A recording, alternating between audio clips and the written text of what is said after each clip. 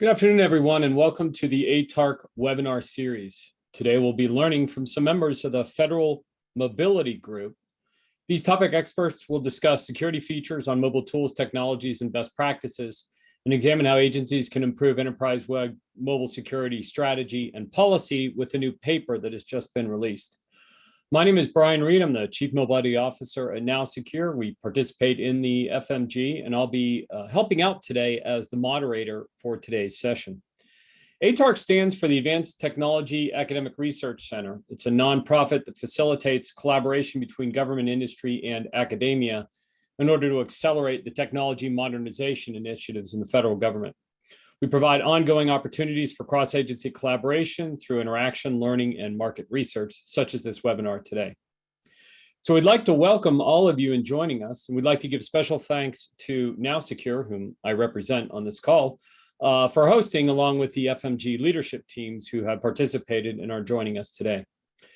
Before we begin, we want to encourage the audience to submit questions of your own in the Q&A section of the Zoom platform. We'll go through those questions throughout this panel and largely answer them at the end. So please send them in as we go. We'll make sure we follow up at the end. Please also remember to respond or answer to the polling questions as we go. Through those polls, you can ensure you get your CPE credits. So with that, I would like to introduce our panelists. If they'd like to wave their hand as I work my way through, if folks want to turn their videos back on briefly. So we have a great group of speakers today. First off is Vincent, Cyber QSMO Section Chief at CISA, longtime mobility guy. Kevin Gallo, Director of the Technical Account Management Office of Enterprise Technology Solutions at the GSA. Welcome, Kevin. And we have Dave Harris, a Security Architect at the U.S. Department of the Interior. And David's with us too. So with that, we're going to talk about today's agenda, the mobile risk landscape. We're going to go through the latest FMG mobile security activities. We're going to take a look at how GSA is leveraging secure mobility initiatives. And finally, we're going to dig into this awesome new white paper from the FMG that we want to help everyone understand and leverage in their agency. And so Dave will give us a deep dive on that to get us rolling. So with that, briefly, Now Secure is sponsoring today. We've been in mobility since the birth of modern mobility. We started as via forensics in the mobile forensic space and then moved into mobile application security testing, software training, and pen testing services. We've been working with many federal agencies for the past decade, along with a lot of commercial businesses. And we believe a lot in standards. We're excited about the work the FMG has been doing in terms of evolving standards. We also sit on OWASP, BioXT, and Cyclone DX standards bodies as well. And so when we think about why we're here today, it's always good to remember how many mobile devices and apps really are on our networks today. So you may or may not realize it, but the data from ComScore on measuring internet traffic shows that actually 69% of all digital time is spent in mobile and mobile apps more specifically. And so while some of us may be thinking desktop rules the world, the actual traffic data says mobile rules the world. And in fact, there are 200 billion mobile apps downloaded in the past year. We have some federal agencies we work with that have upwards of 30, 40, 50,000 devices and some 15 to 20,000 discrete mobile application binaries, on their devices. So I think we're all looking for more ways to leverage mobility and mobilize our agencies. And today we're going to share some best practices around that you can put to work in your organization. So we mentioned there would be polls today. We'd like to open the first poll here. And so to help us kind of understand who's joining us today with the first poll, we'd like to know what's your role. So hopefully we caught all the different categories. So you might be a mobile specific person. Maybe you're an EMM or MDM management, or you deal with things like mobile threat defense. Maybe you're in the end user computing team. Maybe you're broader security, not so specific to administration. Maybe you're on the network or network security tier. Maybe you're on the policy side within your organization and agency. And of course, there could be others here. So please select a poll, a role in the poll here. We'll leave the poll open for another 10 or 15 seconds. And that way we can all have kind of a better understanding of who's here. And so as each of us is talking today, we can kind of steer the conversation based on the roles here. Also helps us at ATARC better understand who is interested in leveraging our information so we can make sure we get the right information to the right audiences in the field. So with that, let's close the poll and see the results if we could briefly. And looks like we got a lot of mobile folks, a fair number of security folks, assorted others, and policy. So we thank you all for taking the poll and for joining us today. There'll be a couple of other polls as we go along, and we encourage your participation in those. So if we close the poll, I will carry us on. So before we get into the next part, just want to think about how mobile really has become the new gateway to the enterprise. You know, when you look at OWASP recognized that mobile was different and created a separate standard. When you look at MITRE, there's a separate MITRE attack surface for mobile. And we have been benchmarking mobile issues as part of our security analysis and building our products and services for over a decade. And we have a continuous monitoring and app vetting solution that analyzes the apps in the Apple App Store and the Google Play Store. And I do benchmarking with that data every year and publish a report. And I'm sad to say for the 6th year in a row, the stats are exactly the same. 85% of apps in the public app stores have one or more security flaws that fails the OWASP Mobile Top 10.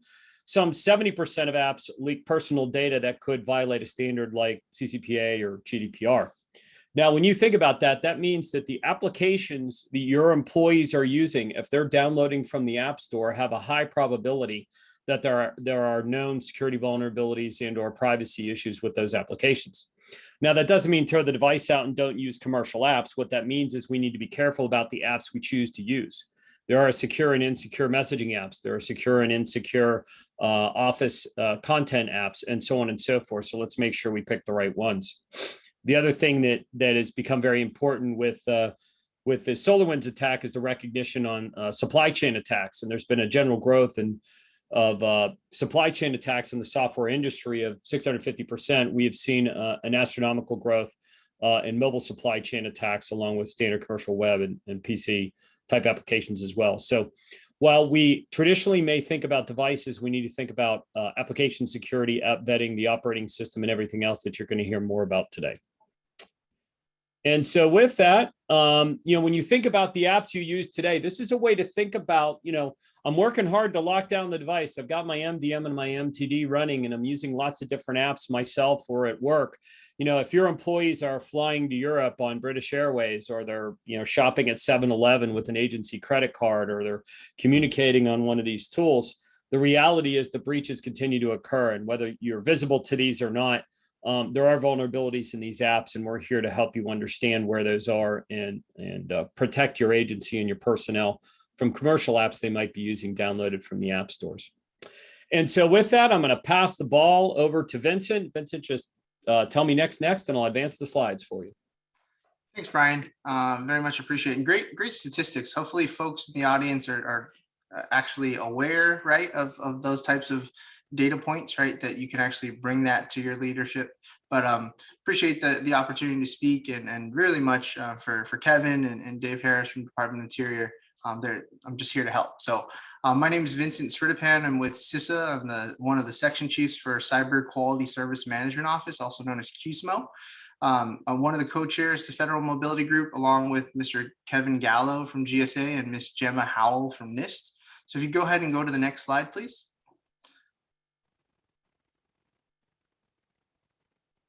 So just give you some background overview. You may have heard this before, but just wanted to note that, yeah, Federal Mobility Group definitely partnered with ATARC in this effort, working with industry, Now Secure included, others in the trade space here.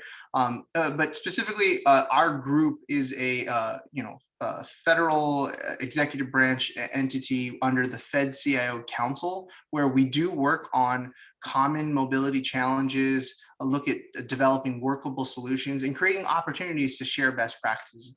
Note that the folks that are in our group, right, 45 departments and agencies, over 300 members now, these are folks that own and operate mobile programs across federal government, DoD included. It's also folks that have, acquisition vehicles and actually work and provide, service within the mobile space. But notably, right, we work together. You'll find us on co.gov as one of the communities of practice here. And specifically, we are, have that relationship to both the Fed CIO Council, Fed CISO Council, and the Office of Federal Procurement Policy. So Mr. Alan Hill, I believe on the GSA side for the deputy under the IT category manager, if I said that correctly. We do meet with him just like we meet with Mr. Ward sort of on a monthly basis, right? So notably, the background of this team, folks have been around for quite some time. It dates all the way back to the 2013 when you think about the mobile technology tiger team. Also, it's a convergence of those same folks, right, working on the acquisition side of mobile services category team. Think of things like integrated data collection. But very much the team here is that working body across federal government. We have methods of which we engage with industry, such as ATARC and this avenue. But our focus is, as I mentioned, on that civilian piece. We do not touch the non-national security aspect. As far as national security aspects, that'll go under Committee for National Security Systems. So just noting as far as our focus and our part. And again, if you're interested to engage with us, we do have public information you can find on cio.gov. We also have more of the CUI, FOUO material on max.gov. If anyone's interested to join, especially federal government or industry, how to engage, you can email us at wireless@gsa.gov. Next slide, please. And then, so just to give you a sense of, who we are and how we're structured, we have 4 strategic pillars here. One is mobile security, another is mobile acquisition, the third is 5G and network infrastructure, and then the last is mission enablement. And each one of these, you'll see different leaders, such as today, actually our lead for the FMMWG mobility metrics team here is actually Mr. Dave Harris. From the Department of Interior. Additionally, for Drive PIV team, we have Ms. Cheryl Jenkins from GSA and Mr. Ross Ford from CISA. In the acquisition side, we have Ms. Betsy Sirk from NASA, as an example, NASA SOUP. And then as far as the 5G side of the house, we have Mr. Joshua Weaver. And you can see the listing of all these different activities. Notably for mission enablement, it's Ms. Carnella Stevens from State Department, which again, different activities are ongoing, whether you're looking at security, focusing on FSMA mobile metrics, as what's mandatory, scoring or non-mandatory scored metrics, to the Drive PIV credentials, trying to ensure and support the growth and adoption of those efforts. Or how do you purchase something in mobile across the federal landscape, right? Who are the different vehicles that are out there, and how do we buy, right? Additionally, as I mentioned, some of the 5G efforts you may have seen from us, very much in line with supporting the research and development, accelerating prototyping adoption in the federal space so we can accomplish our mission. And the last piece for mission enablement, you may see more of this one. We actually have some coming out, a request for comment for international travel guidance for mobile government furnished equipment, right? Coming out, and very much that's an area where we look to engage with industry. You want to tell us about the latest and greatest that's going on. That's how we do it. But very much that is Federal Mobility Group in a nutshell. Wanted to give folks awareness. If you're interested, in your government, please feel free to reach out at wireless@gsa.gov. It's very much a team effort. And I'll go ahead and turn it over to our co-chair, Mr. Kevin Gallo. Next slide, please. All right. Well, thanks very much, Vincent. Thanks, Brian, for kicking this off. So, GSA is just very glad to be a co-chair for the Federal Mobility Group and to be a part of today's event. As you might have gathered from Vincent's overview there, the FMG has been absolutely phenomenal forum for interagency collaboration and information sharing. I mean, over 40 agencies and very active. Not just in terms of some of the papers being produced, but also the meetings and working groups and the collaboration that's happening there and the information sharing. I mean, there are frequent briefings and Q&A sessions with industry. So again, if you're government and you're interested in being involved with the FMG, and involved with products such as the mobile security ecosystem paper, guidance for 5G testing, or acquisition best practices, or international travel guidance, there's that wireless@gsa.gov email address. And never has the FMG been more important. I mean, again, as Brian was showing some of those statistics up front, is mobility usage, and today vast numbers of federal employees are working remotely, relying on mobile solutions every day, integral to the work. And with the proliferation of 5G technology, edge computing, Internet of Things, mobility will be even more central to IT. And combined with this, of course, is security. Because mobile security becomes increasingly important and it's a prominent part of agencies' cybersecurity programs. In GSA's information technology category, our mobility program provides a one-stop shop for agencies' procurements. I mean, it offers solutions from wireless services and devices to mobile security, Internet of Things. Today, the federal government currently buys many of these services and solutions via GSA's multiple award schedules. And some are also available on the Enterprise Infrastructure Solutions or EIS contracts. In fact, we're actually in the process of expanding the wireless offerings on EIS.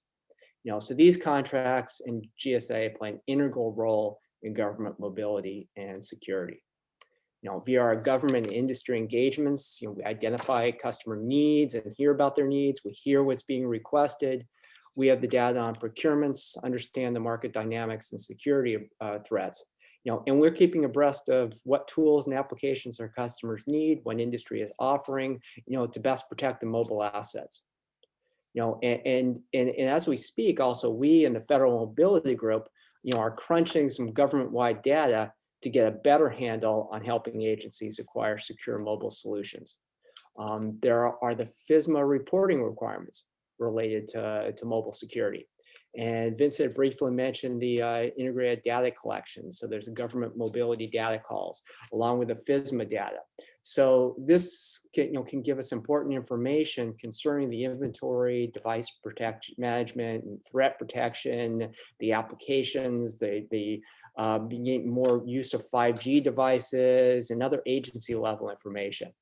So through the data collected, we can gain insight into inventory, spend, contracts leveraged, and then by using this data, the FMG is able to identify best practices, which in turn influence government-wide buying behavior. So this data is one of the keys to understanding the threat landscape and evaluating each agency's level of threat preparedness. And in the mobile security space, there are a number of complementary services. Certainly no shortage of acronyms. The mobile ecosystem is complex and it's continually evolving. It's much more than devices and plans. And the mobile threat environments, the threats we're facing are not getting any easier. And this is where we hope the mobile security ecosystem paper, where FMG partnered with ATARC and industry will help. Robust protection of mobile devices, it's provided when operating systems, device management, threat protection, and application management work in unison with each other. Really, for agencies for protecting the government devices, the mobile device management, I mean, that's minimum. And you're seeing more adoption of mobile threat defense. And then there's also the vulnerabilities in the applications that Brian had mentioned. So mobile app vetting, that's an extra protection to identify software flaws and risk with the mobile software. And when it comes to security, it's you can't talk about security these days without mentioning zero trust.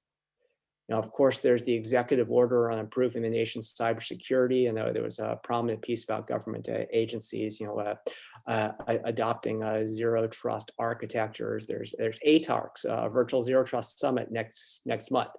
So enterprise mobility management, it has a role to play here too. It's various mobility management elements that are collecting data, and that data then can feed into zero trust architectures. So there's certainly a lot to consider. I hope the paper being presented today, that will help agencies utilize best practices, lessons learned, understand the solutions available to better protect their mobile assets. So with that, I really want to turn it over to the person who's expert on this topic, and the Federal Mobility Group's lead here for the mobile ecosystem paper and orchestrating that whole effort. So over to Dave Harris from the Department of Interior. And I'm going to Hey, jump in here, Dave, as we get started in the transition. Dave, you want to introduce yourself, and then we'll take our second poll. absolutely. Thanks, Kevin. Thanks, Brian and Vince, for getting us kicked off here today. Good afternoon, everybody. I'm Dave Harris with the Department of the Interior, OCIO, and I'm the lead for the FSMA Mobility Metrics Working Group. As Vince mentioned, the Mobility Metrics Working Group is under the FMG that's coordinating with the CIO Council. And the webinar today was kind of developed because we recently, in coordination with ATARC, the Mobility Metrics Working Group, recently released a paper on the mobile security ecosystem that was mentioned earlier. Today we're planning to discuss security features for mobile tools, technologies, products, and services. Hope today's webinar will be helpful to departments and agencies as they make plans for improving enterprise-wide mobile security strategy and policy. And finally, as the lead for the FSMA Mobility Metrics Working Group, I appreciate you're taking time out today for the webinar and for your interest in security in the mobile space. Rock and roll. So Dave, if I can pop in our second poll here, I want to make sure everybody gets their CPE credits here. So our second poll is really, what tools are you using today? So what do you have deployed in your agency, right? So we're going to talk about tools and strategies. And so this will help us understand what level of deployment we have. As Dave's going to cover, there are some reporting requirements you already have, but we'd like to know from today, where are people who are participating in today's working session in terms of deploying UEM or MDM, MTD? Do you have a formal program, call it OS patching, running in your organization? Are you forcing updates? Do you have your MDM set that way? And are you doing mobile app vetting in some way, shape, or form? So we'd love you to answer whichever one of these apply to you, because it is a multi-choice, and we'll wait about 15 seconds. And then we'll ask for the results. So hopefully I got through the time. So are we ready for results? And so, as one might have guessed, 90% of the folks have MDM or UEM deployed. Good for you. Looks like a pretty high penetration rate of MTD. Very excited to see the high number around your OS program. You got to stay up to date with those. The long tail of Android is pretty scary. And then finally, mobile app vetting, that's a pretty good number. Half of you are paying attention to that. So that's good, and you want to continue to do so. So with that, let's close the poll. And Dave, I'm going to jump to your content here. Okay, thanks, Brian. And yeah, that poll was great. That really just really captures sort of the essence of what we talk about in the ecosystem paper. And just starting off, mobile devices, they do not exist in a vacuum. It's part of that whole landscape of the technology ecosystem. We have networks in play, operating systems, mobile applications, and 2021 we have the supporting cloud services, all in play, all being part of that ecosystem. And as mentioned, the FMG sponsors the Mobility Metrics Working Group, and we're primarily focused on updating FSMA mobility metrics, for the current year and beyond. We try to think, what are the best metrics that can really capture areas that really need attention from an OMB and DHS CISA perspective. Because we want to promote best practices from mobile security programs, and the metrics really help to kind of drive promoting those best practices. So as mentioned, we recently published a paper on the mobile security ecosystem. And toward the end of the slide deck and well, just the end of the deck, there are links to get access to that paper. So I know someone will ask, how do we get the paper? But it's at the end of the deck. Next slide, please.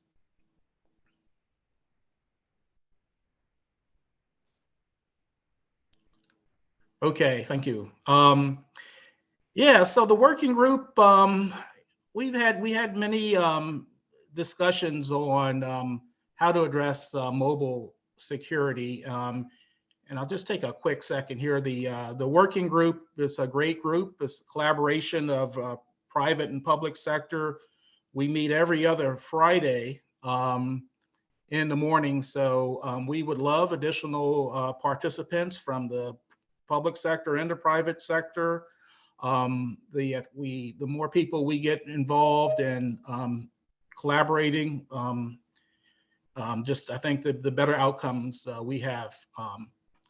So the working group kind of settled on 4 foundational pillars for mobile security. The first one on the left-hand side there, UEM, that's sort of a new term, that's Unified Endpoint Management. More of the legacy term is MDM, Mobile Device Management, but as you know, we've kind of modernized, terminology modernized, along with us. So we're now at Unified Endpoint Management. And then we have Mobile Threat Defense. And we'll be talking about that shortly.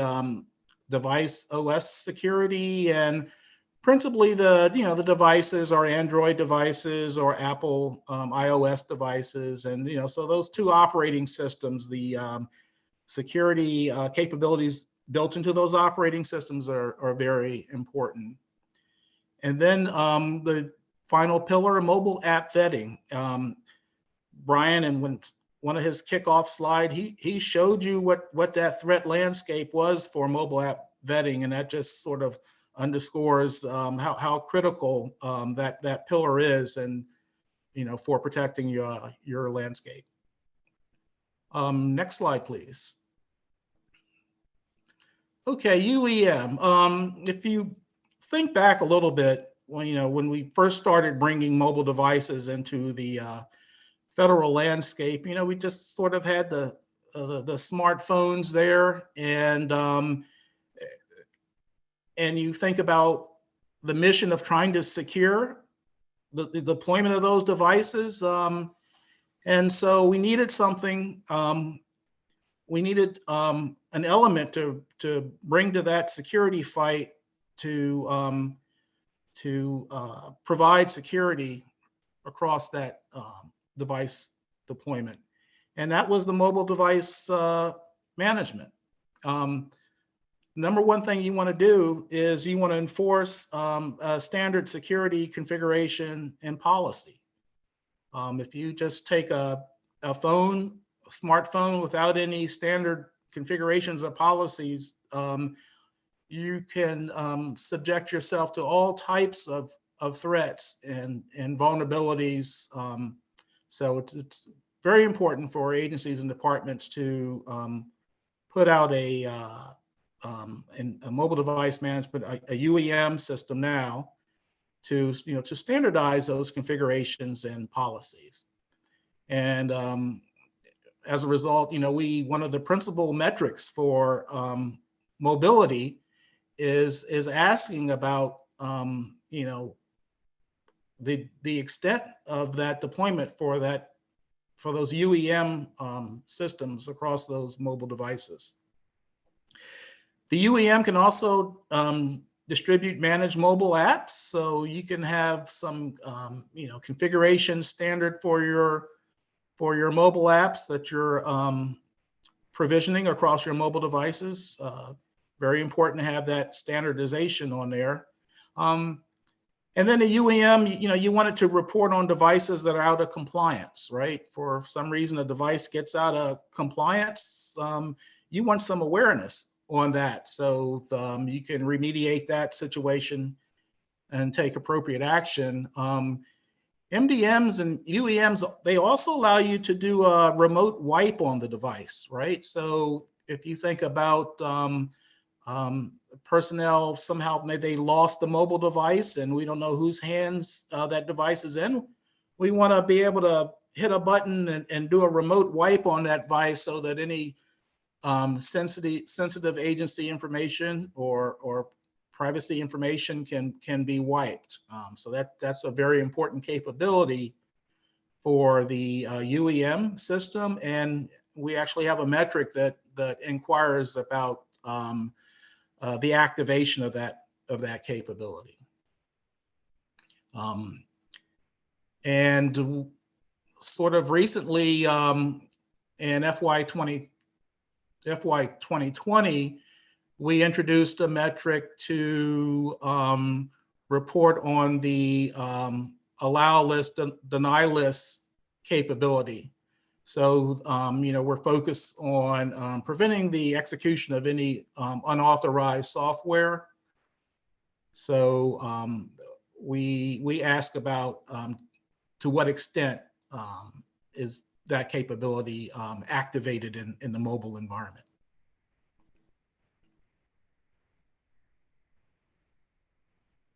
And just looking at that second bullet here,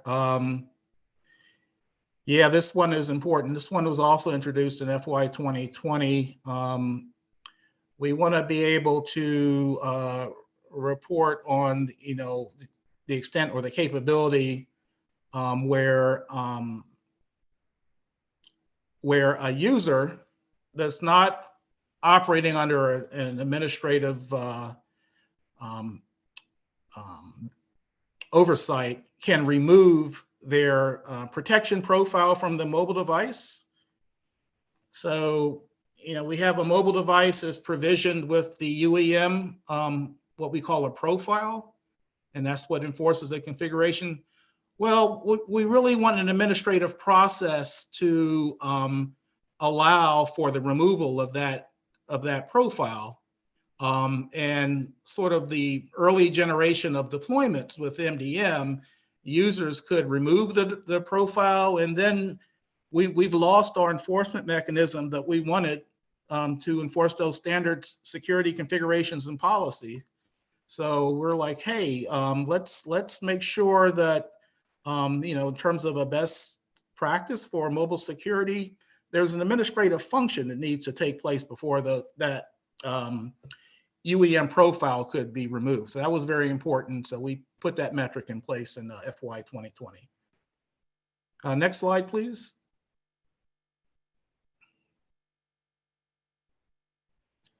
Okay, so you think about the timeline, smartphones coming into play in the mobile space. Agencies are, they look at it and say, hey, we need to enforce some standard configurations on here, standard policies, trying to secure our mobile ecosystem. And then we started thinking about the dynamic nature of things that can take place with a mobile device. So the next element that was brought into the fight was mobile threat defense. And we call it MTD, and it kind of helps provide near real-time monitoring of the device state. It can take that information that's collected from the monitoring process and share it out with the enterprise UEM. So, think about the ecosystem. We have the MTD connecting with the UEM, right? Both of those systems working in a partnership to protect the security of the mobile device. We also will flow information to a SIM system. That expands the ecosystem now, right? So now we have a security information and event management system to monitor any type of alerts that are being produced or do correlations. Thinking about the ecosystem, and it was mentioned earlier about the new executive order and zero trust. That executive order ended up causing the release of subsequent OMB memos. And one that recently came out at the end of August was OMB M2131 that talks about requirements for departments and agencies for enterprise logging. And if you go into that M2131 memo, it calls for 2 logs that are specific to the mobile environment. One log is sort of the required log elements that would be produced by the UEM system. And then if you think about the agent that's actually on the mobile device, that agent could be doing some logging activity. So that's the second log that's required in that M2131. So that is sort of an alignment point that's going to be there as we mature to higher levels of getting a zero trust architecture across our whole IT infrastructure and ecosystem. Just getting back to MTD, and the working group in collaboration with OMB and CISA, we thought it was a very important security capability. It's one of our 4 pillars. And as a result, we introduced in FY21 a metric that requires agencies to report on the percentage of mobile devices that are covered by an MTD solution. So that's one of the newer metrics, but you can think about the work of the Mobility Metrics Working Group. We kind of look at the security state, and then we introduce new metrics as appropriate, with our eye on, promoting best security practices in the mobile space. Final thought on the MTD, it brings capability in terms of phishing mitigation. Very important. Users are there. They get something that piques their interest, looks legitimate. A text message or an email, and they click on it, and the MTD product space can bring phishing mitigation capability to help protect that user from activating something that's nefarious. So very, very important there. Okay, next slide, please.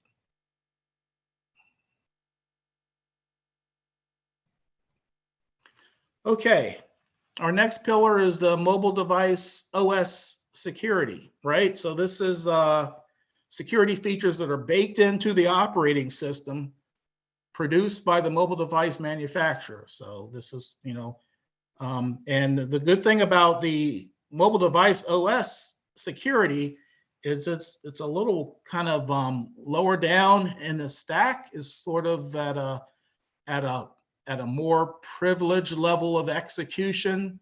And so anytime you can get security features baked in at a privileged level of execution, that's to your advantage. So we welcome all the new security features that are being rolled out by OS manufacturers.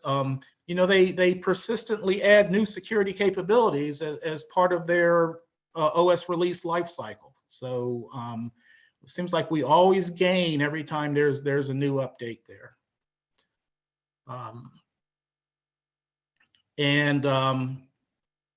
And so, as a best practice, we want agencies and departments to keep up with their OS updates. So as a result, in FY20, we introduced a new metric that asked agencies, if they have the ability to deny access to agency enterprise services, through their MDM or their EMM policy, when updates have not been applied, in a timely manner, we leave it to the agency's discretion to define what that time period should be, depending on their policy and guidance. But we do want them to have that enforcement mechanism where they can deny access through their MDM system, in case there are stragglers out there that for whatever reason they don't get the proper OS operating system update on that mobile device, right? So we want to take advantage of these new security features that are being introduced with the new operating system release. Next slide, please.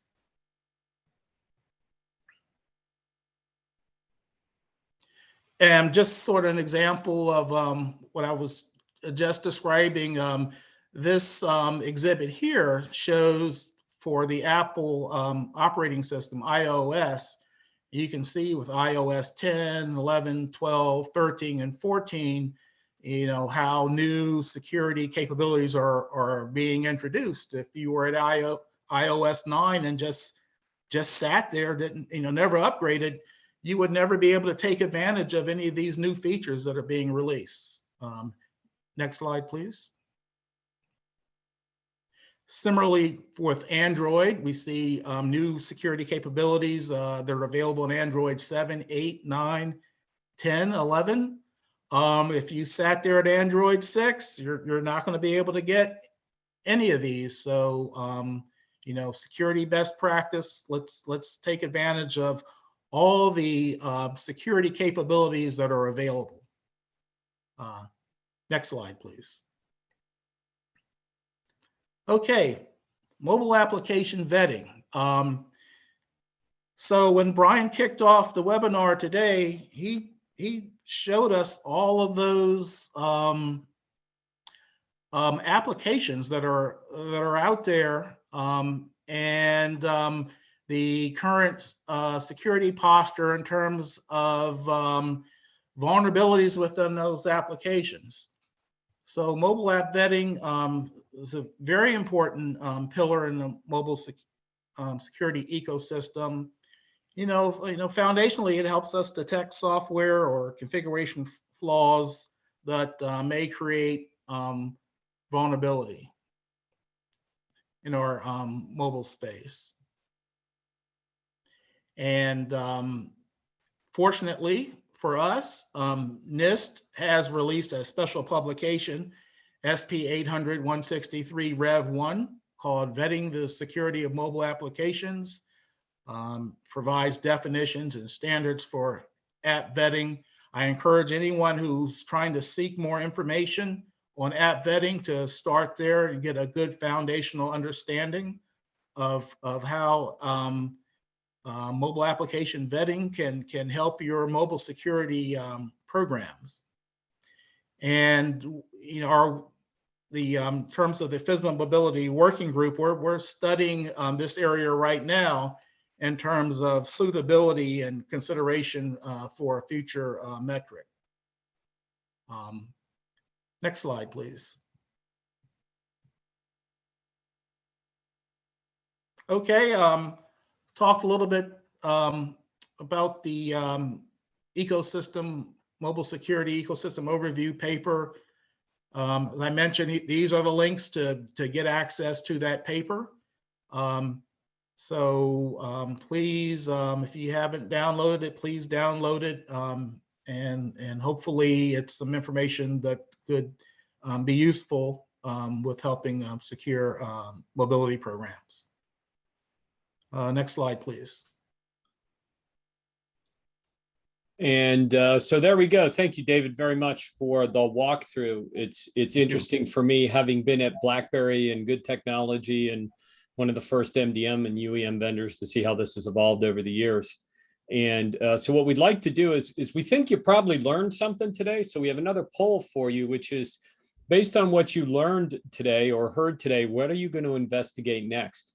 We saw some 80%, 80 to 90% of folks had a UAM or an MDM, something more like 60% with an MTD. We had a very high OS update rate, but only about half with app vetting. So we're interested in this poll of having you talk about, what did you learn today that you're going to look to put to use and investigate next in your organization. We will, of course, leave the poll open for a few minutes or a few seconds. While the poll is open, I want to remind you to use the Q&A tab. We do have a couple of questions that have come in, but we're going to shift to Q&A in about 2 minutes here. So please use the Q&A tab to ask questions. We know there's more that you may want to know. And so why don't we close the poll and see what the results are? Let's see if we inspired folks in any particular direction based on it. Ultimately, I think the goal of the FMG and the paper is you should address everything. But if we can flip the poll over to the results, that would be awesome. So we can get a view of kind of where people ended up. So good. So for those that didn't do endpoint, you're going to do it. For those that did do threat defense, you're going to do it. Looks like we're closing the gap on OS security and the app vetting. So as a group, we all here very much would encourage you to take advantage of all these resources, right? So, beyond these types of resources, we've shared some other ones in the chat. Dave had the good point. For the new NIST publication, it's another great place to learn more about vetting. There's also good NIAP resources out there as well, so please take advantage of those. Why don't we go ahead and close the poll and we'll get to finishing up. So, noting that a number of you are new to the mobile app vetting, wanted to provide 2 resources to you to refer to here. Now Secure analyzes all the apps in the public app stores, and so we now have a benchmarking tool that's free and openly available. This will give you a sense of application risks in the top 5,000 most popular apps in the App Store. Many of the apps that were on the screenshot I showed you earlier are in these, and we continue to update the tracker. So that's a live resource that's looking at our live analysis data from the app stores from an app vetting perspective. We also track breaches. We have a lot of organizations come to us when a new mobile AppSec vulnerability is announced and so on and so forth. So this is a resource you can bookmark that's kind of an aggregate collection of breaches that make the news.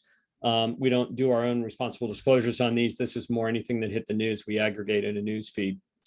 Now, app vetting is a really important issue, and so is Sbomb. If you saw the news today, on the heels of the EO, there's a new House bill, HR 4611, that is commanding DHS to do work around Sbombs and as part of the software supply chain. We at Now Secure launched a free early access Sbomb program. So for all those apps on your network, you can come to us and we'll give you a free Sbomb. So whether you're immediately under an EO mandate or not, we would encourage you to have a look at what's there. You can sign up here. We'll give you 10 to get started. Pick the apps you want, and we'll be off and running. We can scan a commercial app. If you have an internally developed app, we could do an agreement as well to have a look at that. This will give you a much better view into what's going on in the mobile apps in your supply chain. As far as I know, we're the only provider in the world that can do Sbombs for mobile generated from binaries coming out of the mobile app stores. So stay tuned on that. Also, with the ending and the shutdown of the DHS App Vet program, we were part of that program. We were happy to provide our services. We now have access to our app vetting solution, so we are happy to work with you to get access to those solutions. I think the comments earlier about the travel guidance and things like that, we have a lot of agencies that use us for the travel guidance side of the house. So, State Department, DOJ, and others are very careful about what apps their employees use when they're in the field, whether they're traveling internationally or they're simply traveling to a locality. You want to make sure you look and smell like the local person. And there isn't an app, for example, in a foreign country that could cause you grief. And so we're happy to help out folks with mobile app vetting now that it's wound down. And so with all of that, it was my pleasure to host today. And what I want to do is click us over here. Where did my mouse go? Trying to click us into Q&A. There we go. Something weird just happened. I just went into sleep mode. So from a Q&A perspective, we have a couple of questions. So I will steer those questions around. And for the panelists, I'll remind you, you can look at the Q&A tab to see what those questions were. There's a great question from Scott about disposition of devices. So what can you tell us, Dave or others, around disposition of devices and any standards or requirements from the working group? Yeah, I'll take that one, Brian. So first thing I want to say is that's a very important question, because you don't want to have an old iOS device or an old Android device, and then you have a refresh that takes place within the government agency, and you just throw them in in a basket, and say, hey, why don't you give these to an elementary school or high school or whatever. There's a notion of proper forensics data elimination, and so you don't want to leave any residual PII, personally identifiable information, or sensitive agency information on a device. That's probably well understood in the desktop/laptop world, but it's also a very important consideration for mobile devices. So you want to have what we call proper sanitization processes that would take place on a mobile device before they're put out. You'd also want to deactivate them within your UEM system. And then for devices, and maybe Vince has a little extra information on that, but devices that are sort of in a mobile, an international travel type of scenario, there are extra measures taken to handle those devices when they're no longer needed. Excellent. Does anybody else have a comment on that before we move on to the next question? Yeah, so just noting all mobile devices, I'm pretty sure all mobile devices have solid state media in them. So just keep in mind about the types of hardware you have in place as you look at sort of disposition of mobile devices. From a government perspective of if classified spillage ever occurred on a GFE device, right, at the end of its life for disposition, per policy, I believe it's CNSS P17, you are required to crush the device, right? You can't do a secure wipe against that. So notably, people really have to think about mobile devices, when you think about zeroizing things out and, what are the approved methods to get rid of data. Think about, mobile devices, as you see data, the network, everything is really important. It's prevalent, it's here, but how do we securely do that? So just some considerations per policy, per your, agency methods of doing so. So that's it. Good question. And Scott had a follow-up in the chat, wants to get involved in discussing with others. So we'll follow up. The group will follow up with you, Scott, offline on discussing it more. There's a question about, can you share more information on the forthcoming request? And I think Vincent may have shared in the chat, there actually is a GovPub on that as well. We'll make sure that everyone gets that link. This one's for Kevin. Kevin, what sorts of mobile products and services are agencies seeking that GSA hopes to address as it expands EIS's offerings? Thank you. Yeah, well, first thing we do want to mention is there's really not too much that you can't get today on EIS and in the scope of telecommunications and networking for federal agencies. It really is quite broad and flexible. So really what we're trying to do here is, with our update and expansion, is to make it easier for agencies to procure the services and easier for industry to offer them. So it's not that they can't get these services today, but again, it's to make it more standardized here and update some of the documentation and broaden it to make it easier for these things. So there's notes of 5G technology in EIS. So we're going throughout and making sure that's updated, included everywhere where it should be, because there's interest in using 5G for access arrangements here for networks, for example. So that's just one example. There's one of the areas that is of increasing interest is private cellular networks. And certainly, 5G and Internet of Things and use of private cellular networks. Now, that's not exclusive to 5G. There are private networks and certainly Internet of Things with 4G and LTE, but that's going to be increasingly common.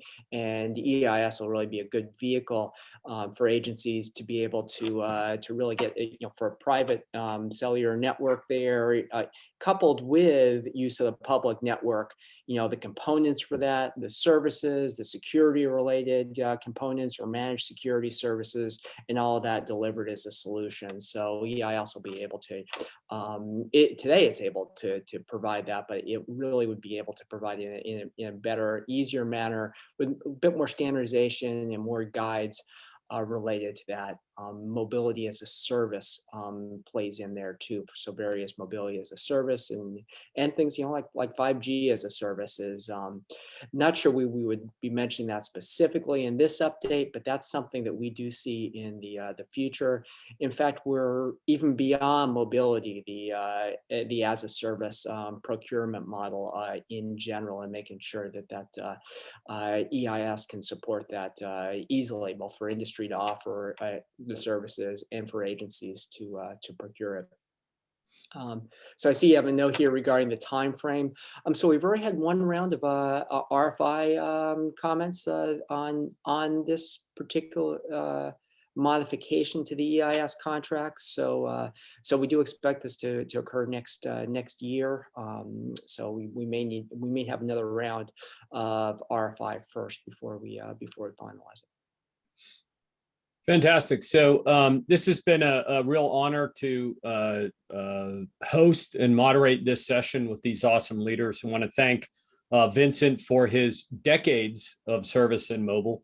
Literally, Kevin, for what you're doing with the GSA leadership and bringing services to all of us. David, for the Herculean effort of guiding through many of these specifications in the latest white paper as well. And so it's my honor to spend today with you all. I want to remind folks that you'll get access to the resources after this. We did share some of the stuff in the chat. And so as we wind down here, I want to give a chance for our other speakers to say any parting words as we shut down. Gentlemen?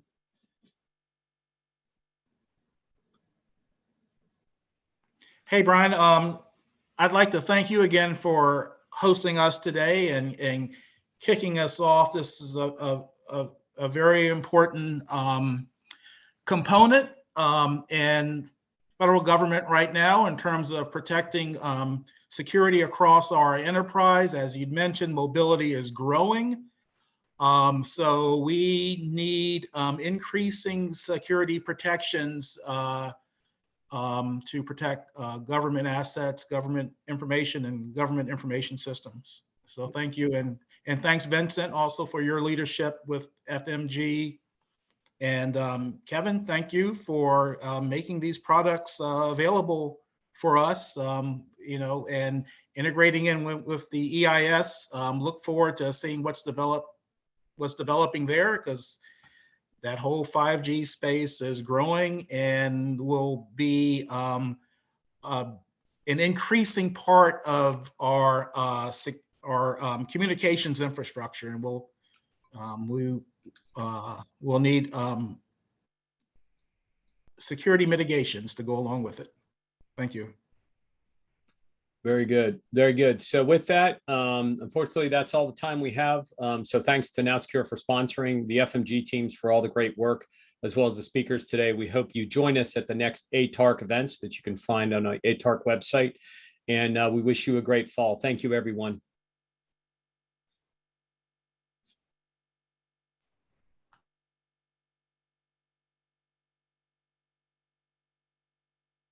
And there we go.